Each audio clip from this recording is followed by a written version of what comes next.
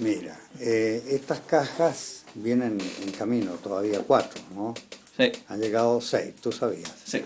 Ahí están, y esas 4 llegarán en pocos días más. Yo creo que la próxima semana, tal vez. Cuando entregué los primeros 127, entre los que hay una aún de Pablo Neruda, una edición de La ciudad de los perros de Vargas Llosa, una edición de Cortázar, de Samalima, los libros de Sábato, 3 o 4 libros enviados por Carpentier. Fíjate, cuando yo era muy joven, en el año 59 me mandó esas cosas.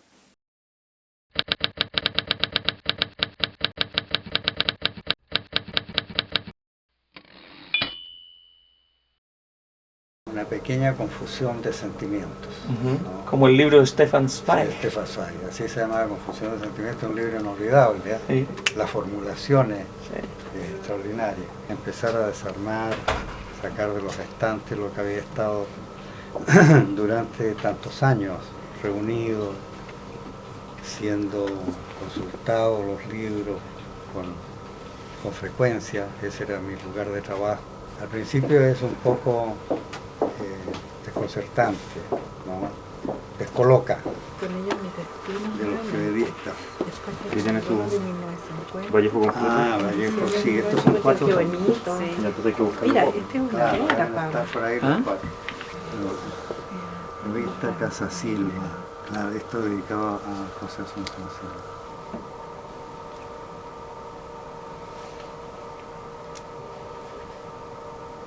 Aquí con Vargas Llosa, en el año que publicó, cuando vino a hablar sobre la guerra del fin del mundo, en la librería Altamira. Aquí en la casa de Gonzalo Rojas, en Chillán, en su biblioteca. Gonzalo Rojas. Ahí con Nicanor Parra, el año 85, el 2005, cuando escribió ese poema. Esta es una carta de Álvaro Muti. No sabes el gusto que me dio hablar contigo. Era uno de esos días en que uno justamente lo que necesita para salir a la superficie es una llamada de esas. Y entonces yo fotocopié hasta los sobres, porque las guardaba con sobre y todo. Esto es muy poco. Esto es una edición, una antología de Gabriela Mistral. No existía una antología de Gabriela Mistral en Grecia. Y este libro se originó en una conversación con la señora Sofía Prat, allá en Atenas. Ella era embajadora. Era lamentable que no hubiera un libro de Gabriela Mistral en inglés. Entonces Rigas no demora ni un segundo en proponerse eso. Nosotros lo hacemos. Y ella dijo, yo los apoyo. Estos dibujos los hizo Enrique Lin. Son los dibujos de Enrique Lin, ¿no? El amigo Atinulis, anciano de 12 años, vive nerviosa, parsimoniosamente, no en una calle de Lisvila. En julio del 82 recibimos esta noticia, ¿verdad? Ha muerto Atinulis, a la muerte de un gato de Manhattan. De tu famosa selva fuiste gato, todo menos un tigre en miniatura. Te fue ajena la... En marzo de 1951 era profesor de una escuela pública, aquí de la escuela número 9, en el barrio de San Pablo y Riquelme. Yo trabajé ahí, enseñé a leer. Solo recibí alumnos de primer año. Y una de las grandes satisfacciones de mi vida haber enseñado a leer. Y yo creo que eso me marcó. Al principio me desesperaba, porque si estos niños no están aprendiendo nada, o sea, y de repente alguno leía una frase que yo le mostraba y decía, sé leer, y era maravilloso. Esa ha sido para mí una experiencia única, ¿no? Entonces, claro, esto de enseñar a leer y después de animar a la lectura y de invitar a la lectura se constituyó en una necesidad y una vivencia compartida.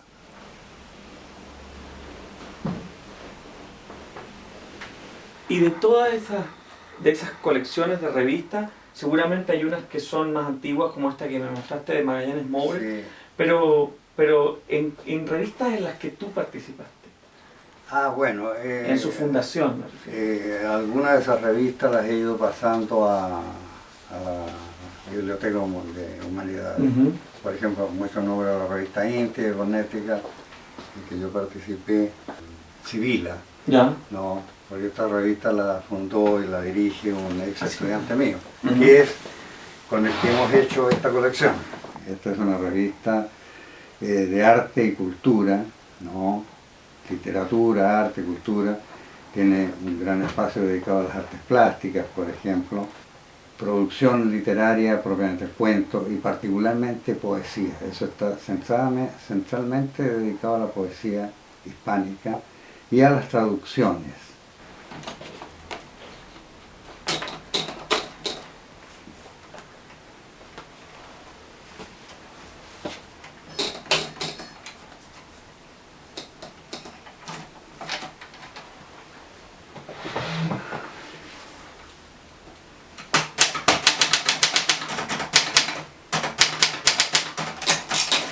Tener esos libros, primeras ediciones, y conocerlos, ¿no? Y ubicarse con esa biblioteca sabiendo dónde estaba cada cosa, ¿no? ¿Cómo ordenaste esos libros? ¿Cuál es la lógica? Bueno, cada uno se crea su propio sistema, ¿ves? Yo pensé que lo más práctico era poder reconocer esos libros, primero por países, ¿no? Los ordené por país, ¿no?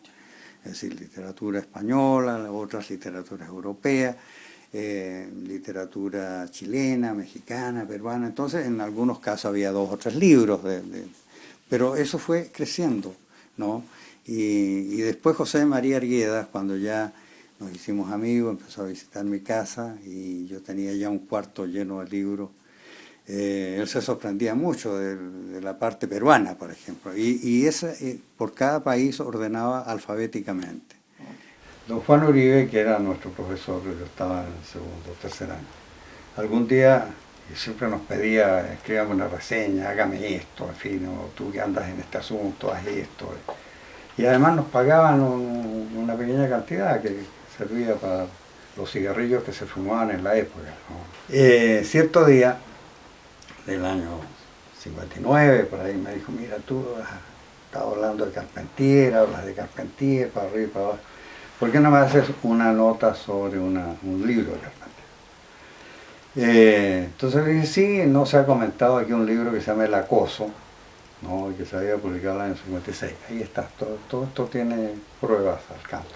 Me encerré y escribí unas 12 carillas, ¿no? En que traté de poner todo lo que encontraba relacionado con Carpentier, con sus estudios sobre la música cubana, sobre la herencia de la tradición negra, de los ñáñigos, en fin, y ponía notas y todo. Y llegué muy ufano, naturalmente, con mis 12 carillas, donde don Juan Uribe, a su oficina de los anales, y él tomó esto, y un lápiz rojo que siempre tenía a la mano, y empezó a rayar implacablemente medias páginas o páginas. Esto no viene al caso, usted tiene que hablar está hablando del acoso, aquí viene esto de los estudios de música, no, esto no sirve. Veía con espanto esto, pues, y con gran desolación que mi trabajo tan esforzado se reducía a la nada. Entonces me dijo, bueno, ¿te molesta mucho? No, Juan, está muy bien, en fin, me dijo. Piense que el sermón de la montaña cabe en 6 páginas. Entonces, ese ejemplo para mí fue decisivo.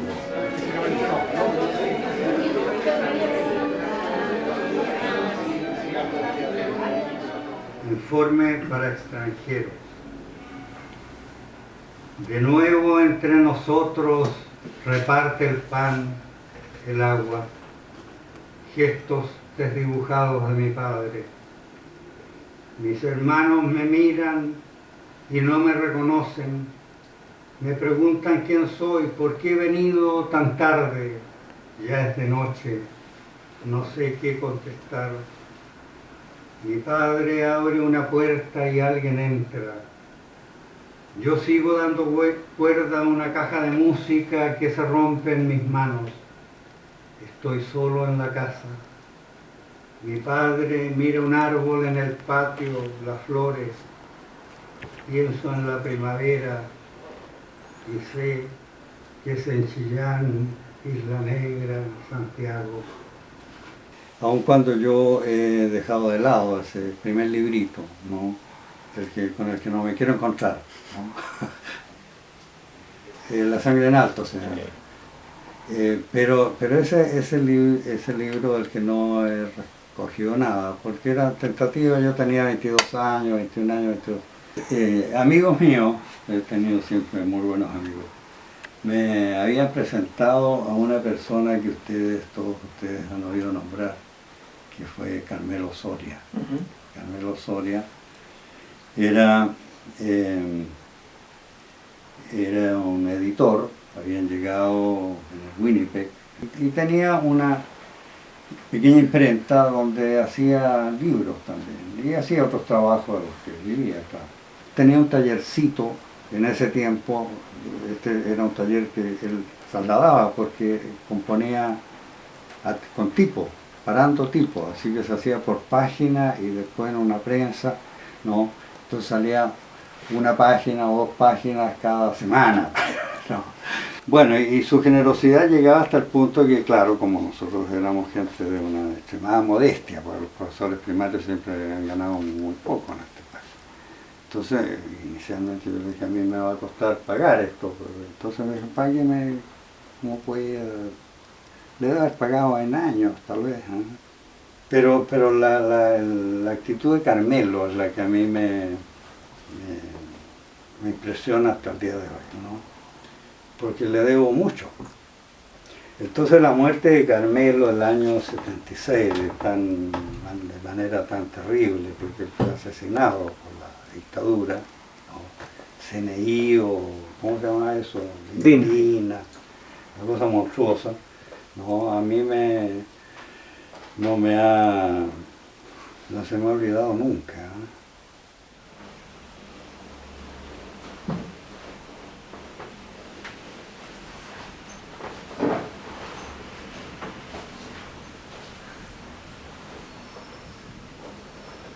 El segundo libro fue una empresa un poco más atrevida ya, porque la emprendí solo. Eso se llama Traslado a la Mañana. El título no es tan malo, ¿no? De ahí he rescatado algunos poemas, pero en que saco algunos poemas, pongo otros, de manera que yo diría que he escrito un solo libro, ¿no? Y ese solo libro se llamaría Noticias del Extranjero, ¿no? Con con rescates de fragmentos o de poemas de los anteriores, incluso del libro Y éramos inmortales, en el que ya yo me empecé a reconocer un poco más.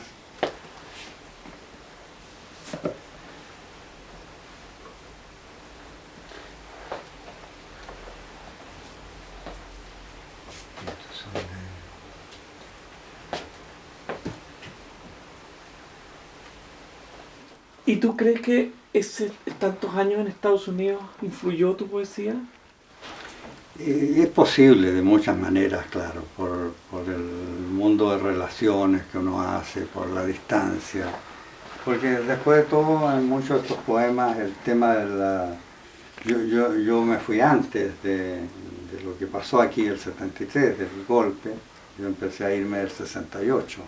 El 72 empecé a trabajar, el 71 fui contratado por Stony Brook y el 72 empecé a trabajar en enero, de manera que todo ese periodo yo no lo viví aquí, ¿no? Entonces, claro, hay una instancia exiliada ahí, ¿no? Que yo creo que tiene que ver con lo que habla Ulises, por ejemplo, ¿verdad? Regreso.